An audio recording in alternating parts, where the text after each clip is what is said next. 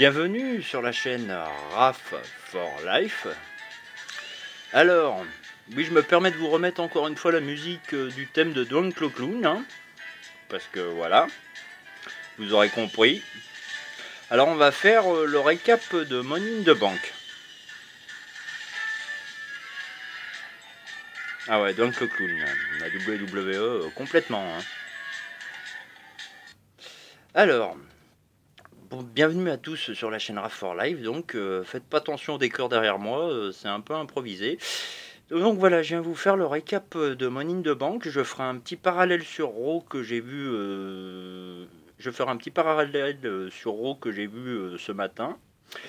Après le mini récap de Money in the Bank, parce que dans l'ensemble, vous avez bien résumé tout ce que je pensais à peu près moi-même et ce que vous pensiez, ce qui était juste d'ailleurs.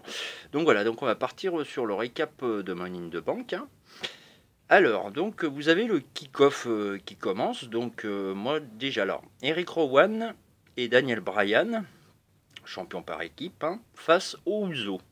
Donc, alors, je croyais que c'était pour le titre, moi, cette histoire. Ben, pas du tout. Victoire des Usos.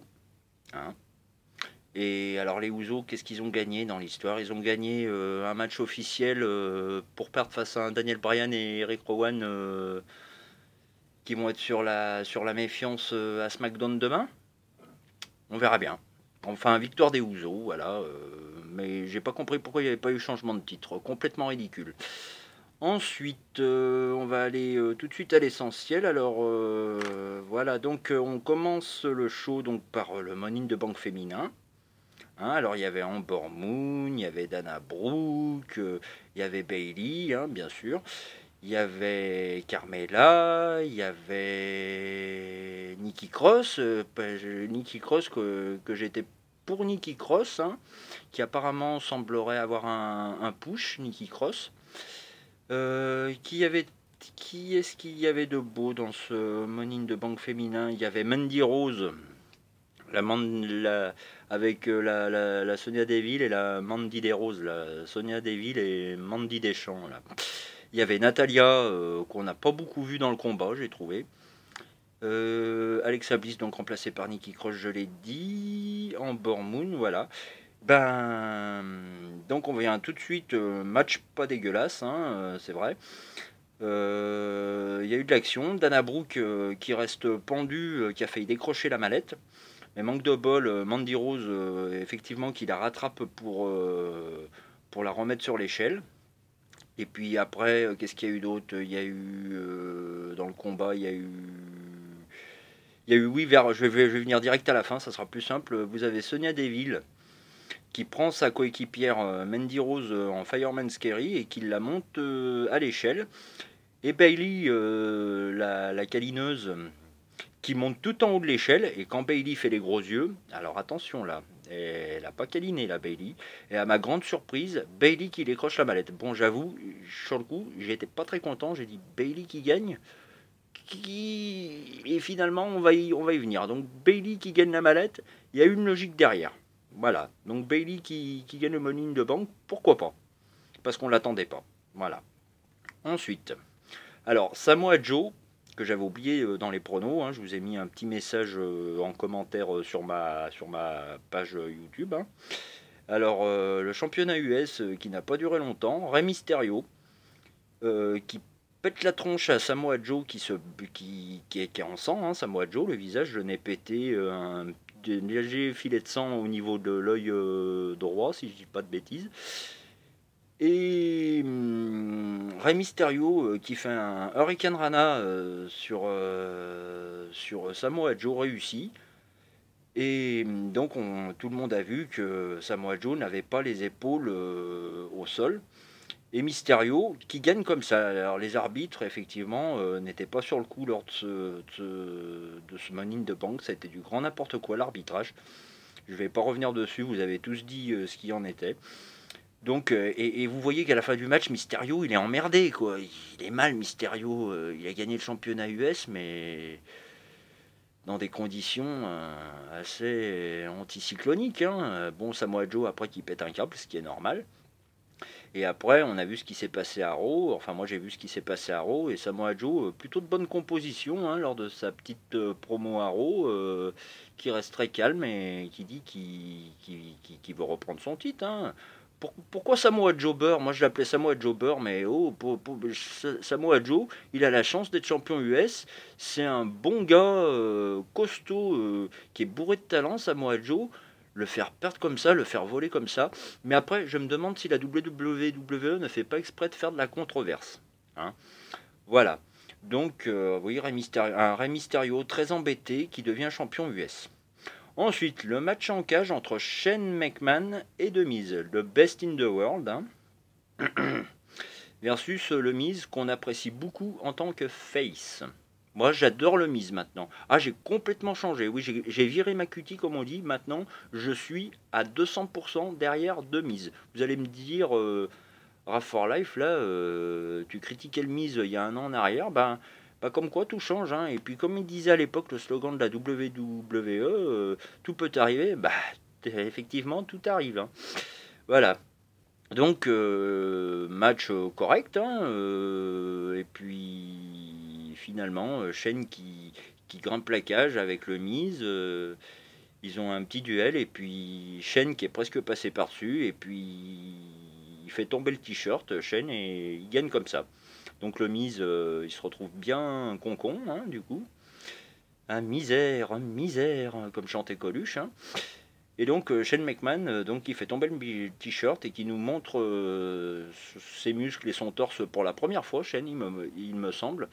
Alors c'est vrai que Shane O'Mac est assez imposant, un sacré gaillard, hein, Shane O'Mac, hein, quand même, physiquement. Hein, si, c'est un costaud, le Shane O'Mac. Et puis voilà.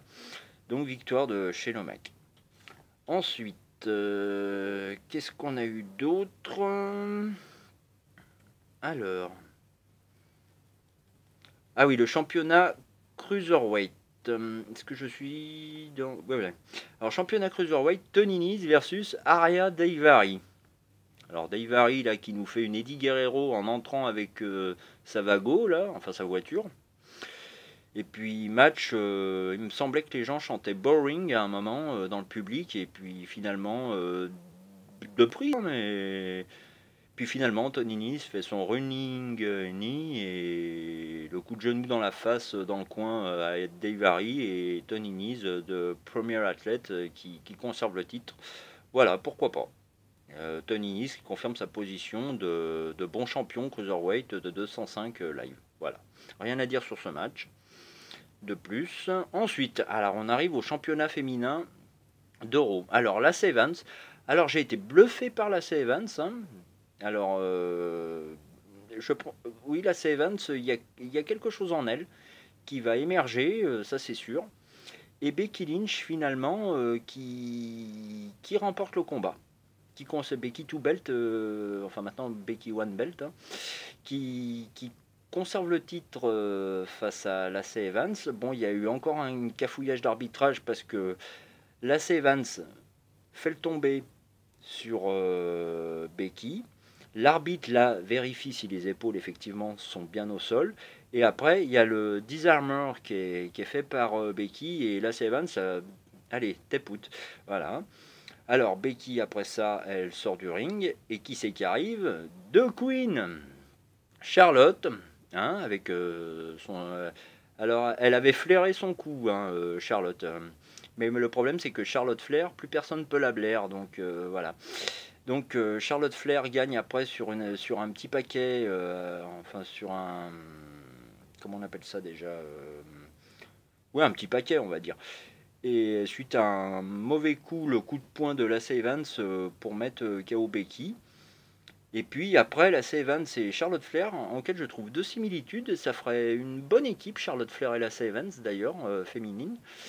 Et donc, Charlotte Flair gagne le championnat de SmackDown. Bon, après, elle s'acharne avec Lacey sur Becky Lynch et le public réclame Bayley, Bayley, Bayley. Alors, Bayley arrive effectivement avec la mallette et elle sauve Becky Lynch. Donc, après, elle s'en prend à Charlotte et puis elbow drop et Bayley a sauvé les meubles, hein, tout simplement, et en devenant championne féminine de SmackDown. Ben, c'est très bien, il y a eu une logique. Il y a eu une logique. Voilà. Ensuite, et puis après, oui, le bain de foule pour Bayley. Tout le monde voulait boire de la Bayley, là, ça c'est sûr. Excusez-moi si je fais des noms de marque, mais ouais, on est là pour plaisanter, hein. Alors ensuite, Roman Reigns versus Elias. Donc Roman Reigns qui vient au ring. Elias en filou qui vient donner un coup de gratte dans le dos de Roman Reigns, hein. Et Elias qui vient faire sa promo sur le ring. Alors, Walk with Elias. Alors moi, au début, j'aimais bien le personnage d'Elias, mais là, Elias, je le trouve dégueulasse. Il a chanté comme une patate. Il a chanté comme une patate, Elias. Et il s'en va, il fait sa promo. Déjà, il critique Hartford, Connecticut. Déjà, c'est la ville de Triple H et Stéphanie. Donc, c'est pas bien malin de la part d'Elias hein, de critiquer la ville d'origine de Triple H et Stéphanie. Enfin, j'ai trouvé ça un peu débile, mais bon. Et puis Roman Reigns arrive et spire. Et allez, bam bam. Tu peux plus respirer, Elias. Allez, victoire express. Ensuite, alors on s'en vient dans les grandes lignes maintenant. Championnat universel, Edge Styles versus Seth Rollins. Rien à dire, match 5 étoiles c'est sûr. Un grand combat correct entre les deux. Et puis victoire de Seth Rollins et poignée de main. Mais je pense qu'il y aura une suite à ça. Voilà. Donc Seth Rollins conserve le titre. Oui, après il y a un saignement, la Lucha House Party, la Lucha Loose Party comme j'appelle ça, qui viennent sur le ring, Grand Metallic, Lince Dorado et Kalisto, qui se font démolir par Lars Sullivan. Le gars, il a le front pété, il a la foutre, hein, Lars Sullivan. Boum, allez, complètement une boule de puissance ce Lars Sullivan. Peut-être que ça sera le bourreau dans le futur de Brock Lesnar, hein, Lars Sullivan. On verra. On verra. Il y a eu un segment aussi où Braun Strowman, qui devait pas être présent puisqu'il a été remplacé par Sami Zayn, où Sami Zayn a été retrouvé comme un cochon pendu, offrant, accroché la tête en bas, en mode Saint-Pierre, Sami Zayn, hein, vous voyez. Voilà. Etc. etc. Pardon. Le championnat WWE, Kevin Owens versus le champion de SmackDown, Kofi Kingston. Alors, match pas dégueulasse non plus. Alors, il m'a semblé que Kevin Owens, au bout d'un moment dans le match, en français, il nous a gratifié d'un fermez vos gueules. Il m'a semblé entendre ça. Alors, Kevin Owens, qui enlève les pompes à la fin du match de Kofi, et il veut lui faire une senton du haut de la troisième corde, Kevin Owens, et il se retrouve planté dans les genoux, et après, Kofi Kingston n'a plus qu'à placer le Trouble in Paradise, et il conserve son titre. Voilà, très bien, Kofi Kingston en tant que champion. Ah, je m'en souviens, tous ceux qui disaient Kofi ne sera jamais champion, eh ben si, moi je le voyais décrocher la mallette cette année, ben non, il décroche le succès, Kofi Kingston. Voilà, nous verrons bien. Et puis Xavier Wood n'est pas intervenu, ça c'est un fait à noter. Il l'a encouragé dans les coulisses.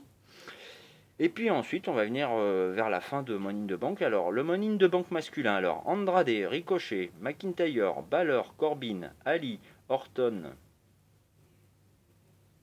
Voilà. Donc, Sami Zayn, on a vu ce qui s'est passé. Donc, alors, match, un crash d'avion, le truc, hein. Oui, il y en a eu dans tous les sens ce match. Le pauvre Finn Balor, il en a eu plein le dos dans ce combat. Ricochet s'en est pris plein la tronche aussi. Andrade, là, le sunset flip sur l'échelle. Oh là là, Finn Balor, il était pas bien, hein. Et puis, donc, vous avez Ali, qui vers la fin, finalement, arrive à monter tout en haut. Il a la mallette à portée de main, hein, c'est le cas de le dire. Et qu'est-ce que vous entendez? La musique de Brock Lesnar. Alors là, on prend peur. Et il pousse l'échelle en bourrin Brock Lesnar et il décroche la mallette. Voilà, Mr Beast in the Bank. Eh ben, c'est bien Brock Lesnar, tant qu'à faire. Pourquoi ne pas lui avoir donné, je viens dans le spoil aussi tout de suite, pourquoi ne pas lui avoir donné la mallette 24-24, la mallette, pourquoi ne pas lui avoir donné la ceinture d'euro là, que Mick Foley a présenté le champion 24 heures sur 24. Non mais franchement, faut tout lui donner à Lesnar. Comme ça. Hein, enfin bref. Voilà, donc c'est dommage, Prince Ali, c'était pas lui, et puis Jafar Lesnar et Yago Eman, voilà. Hein. Bon, bah c'est comme ça. Bon, maintenant je vais venir sur Raw rapidement. Donc il y a eu une logique suite à ça, donc on attend SmackDown, donc je pense qu'on va avoir des matchs assez surprenants demain à SmackDown.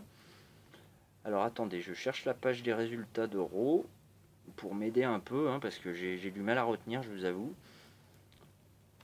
Voyons voir, voyons voir, voyons voir. Résultats de Raw. Alors, je vais essayer de faire, je vais essayer d'improviser un peu. Donc oui, il y a eu pas mal de promos. Il y a eu le segment avec Alexa Bliss, Lacey Evans, les idiotiques, je vais les appeler. C'est un peu ça, les Iconics, Billie Kay et Peyton Ross là. Et puis finalement, il y a un match 3 contre 3, Becky, Nikki et Alexa Bliss qui reste avec son petit kawa tranquille en bas du ring. Hein. Voilà, victoire des faces féminines.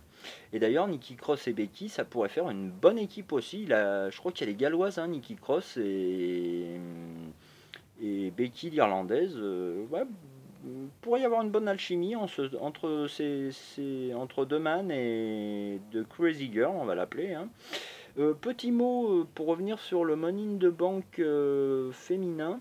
C'est dommage qu'il n'y ait pas de membre de la Riot Squad. Où était la Riot Squad? Mystère. Voilà. Ah, ça y est, j'ai trouvé les résultats d'Euro. Alors, je clique dessus. Voilà. Et oui, puis un autre mot, Corey Graves, il est au bout de sa vie en ce moment, au commentaire. Il a l'air de ne pas cautionner ça du tout, Corey Graves, ce qui se passe à la WWE. Après, c'est mon opinion. Après, Corey Graves, c'est dommage. J'ai pas eu l'occasion de le voir beaucoup quand il était en action sur le ring à NXT. J'ai vu quelques matchs. J'aurais pu faire quelque chose, hein, Corey Graves. Hein. Tous ces catcheurs blessés qui sont devenus commentateurs ou pour d'autres raisons. C'est triste, hein, parce qu'ils étaient bourrés de talent. Voilà. Donc alors, segment commence, Brock Lesnar hein, qui se prend pour un... avec sa musique là, il croit qu'il avait un woofer, le ghetto blaster là, comme dira un de mes amis, avec la valise. Et puis il se la pète Lesnar, non mais... incroyable. Et puis finalement, Rollins arrive et dit qu'il va burn it encore une fois. Hein. Et puis voilà. Donc... voilà, Sami Zayn après un segment backstage qui va avoir Bobby Lashley pour que Sami Zayn soit protégé par Bobby Lashley parce qu'il est poursuivi par Braun Strowman qui veut la peau de Sami Zayn. Hein. D'ailleurs il l'a eu, Braun Strowman, la peau de Sami Zayn à Raw. Donc voilà, match rapide, hein, et puis Sami Zayn, Running Power Slam, dodo Sami Zayn, voilà. Ensuite, Ricochet versus Cesaro. Alors Cesaro, j'ai trouvé un peu facile d'attaquer un gars, de faire un match contre un gars qui se remet difficilement d'un match dur où il s'en est pris plein le dos aussi, Ricochet. Moi j'aime bien Ricochet, j'adore ce bonhomme, super mec, il n'y a rien à dire. Je suis pas de la jaquette, hein, loin de là, mais non, Ricochet, j'aime beaucoup ce catcheur et Cesaro qui gagne avec son... Je sais plus le nom de sa prise du coup, attendez je regarde... de Neutralizer, voilà, je me souvenais plus le nom de la prise de Cesaro, et Cesaro qui gagne Ricochet. Bah alors faire jobber Ricochet, c'est moche. Où est Aleister Black? Ensuite, Roman Reigns qui fait son entrée, il y a une promo avec Shane, donc voilà. Donc Shane dit qu'il va probablement affronter Reigns à Super Showdown. Je vais venir dessus rapidement aussi, Super Showdown, après mon récap d'Euro. Et voilà, donc on verra ce qui va se passer à Super Showdown. Ensuite, les Usos versus The Revival.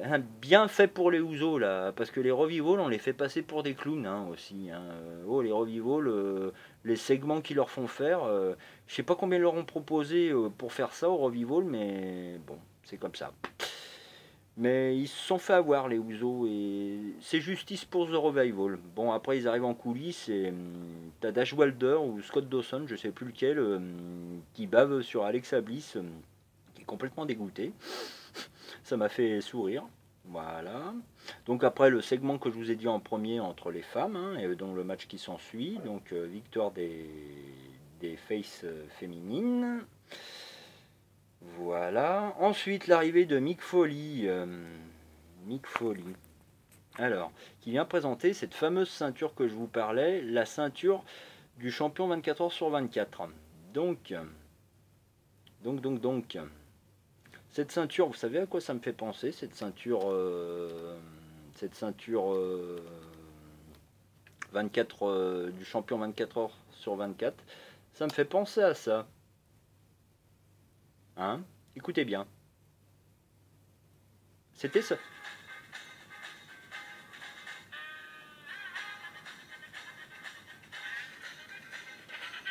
Ah ouais, complètement. C'est du bénil, leur ceinture. On va en profiter un peu. Ça rend hommage à Bénil comme ça. Bon allez, j'arrête. Voilà, donc voilà en quoi se résume ce titre. C'est un peu pour reprendre le titre hardcore de l'époque où les champions pouvaient s'affronter et tout. Donc il y a Titus O'Neil qui arrive à récupérer le titre en premier, et puis il y a Bobby Roode qui arrive et qui fait un tombé sur Titus O'Neil, qui va se cacher. Donc musique de Benny Hill, hein, et tout le monde se court après. Et puis il y a Ertrous qui est dans les coulisses avec une voiture. Et puis finalement Ertrous en filou qui prend la ceinture à Bobby Roode et qui s'en va. Voilà, il y avait un arbitre caché dans la voiture, tranquille, Ertrous, il avait tout prévu. Voilà, voilà, hold up de Ertrous. Voilà. Ensuite, Demise versus Drew McIntyre. Bon bah victoire de McIntyre, hein. Rien à dire là-dessus. No disqualification match. Alors, Kofi Kingston, champion de SmackDown, et Seth Rollins, champion universel, versus Baron Corbin et Bobby Lashley. Donc, finalement, après un bon match d'équipe, hein, victoire de Kofi et Seth Rollins, et puis qui arrive à la fin, Brock Lesnar. Probablement pour les narguer, hein, parce que ça m'aurait étonné que Brock Lesnar cache tout de suite la mallette. Hein. Voilà, et puis le show se finit comme ça, et on voit Paul Heyman qui lui dit: T'as tout le temps de la cacher, la mallette, profites-en, Brock. Voilà, voilà. Enfin voilà mon mini récap de Money in the Bank 2019 et d'Euro, vite fait et pas dans l'ordre. Alors, je viens sur Super Showdown vite fait qui aura lieu le 7 juin prochain. Donc, il y a des matchs qui ont été annoncés. Alors, pendant Money in the Bank, la WWE s'est auto-spoliée en montrant la carte de certains protagonistes du match Money in the Bank. Donc, on sait qu'il y aura Triple H contre Randy Orton. Pourquoi? On ne sait pas. Donc c'était sûr que Randy Orton ne gagnerait pas la mallette. Je crois que j'ai oublié de le mentionner dans le titre, parce que Randy Orton a fait cavalier seul pendant ce Money in the Bank masculin. Et après on l'a plus vu effectivement. Il y a Undertaker versus Goldberg qui est annoncé, mais ça me fait peur pour l'Undertaker. Mais j'ai peur. Oh là là. Parce que l'Undertaker, apparemment, en Arabie Saoudite, il serait elle, hein, Goldberg, voilà, Super Goldberg contre Undertaker. C'est un match de rêve, c'est sûr, mais ça va être un cauchemar pour l'Undertaker. Goldberg, il est en pleine forme, hein, Goldberg. Undertaker, il se fait vieux. Bon, il a encore. On adore l'Undertaker, c'est normal, on a grandi avec Undertaker et Goldberg, mais voilà. Ça me donne presque envie de faire les pré-pronostics de Super Showdown, mais bon, on verra en temps voulu. Hein. C'est le 7 juin, c'est dans 2 semaines à peu près, il me semble. Ouais. C'est un vendredi, on verra bien. Voilà. Qu'est-ce qui a été annoncé comme match? Andrade contre Balor pour le titre intercontinental, Lashley contre Strowman, et puis etc. etc. Voilà. Et ben écoutez, c'était Raph for Life, parce que quand tu es dans la NWO, je vais vous montrer mon t-shirt, mais j'ai un t-shirt de Chewbacca, regardez. Mon t-shirt Chewbacca, vous allez voir. Petite pensée pour l'acteur qui nous a quittés. Là, il y a une foule de people qui nous ont quittés. Je fais une parenthèse sur le catch. Reposer en paix aussi Silver King et Ashley Massaro, qui devaient revenir normalement. Ashley Massaro, c'est triste. Voilà, Silver King meurt sur le ring dans un match face à Juventud Guerrera, crise cardiaque, c'est terrible. Voilà. Ça me donne presque envie de pleurer, vous voyez, je vais pas pleurer parce que voilà, mais voilà. Silver King, c'était quand même une légende au Mexique, hein, Silver King. Enfin, je sais pas, je connais moins la lucha libre que le catch traditionnel, c'est vrai. Voilà, mais une foule de people qui nous quittent ces derniers temps, en plus des lutteurs et lutteuses qu'on aime, c'est terrible. Voilà. Et ben écoutez, je me répète, c'était RAF for Life, parce que quand tu es dans la NWO, c'est for life.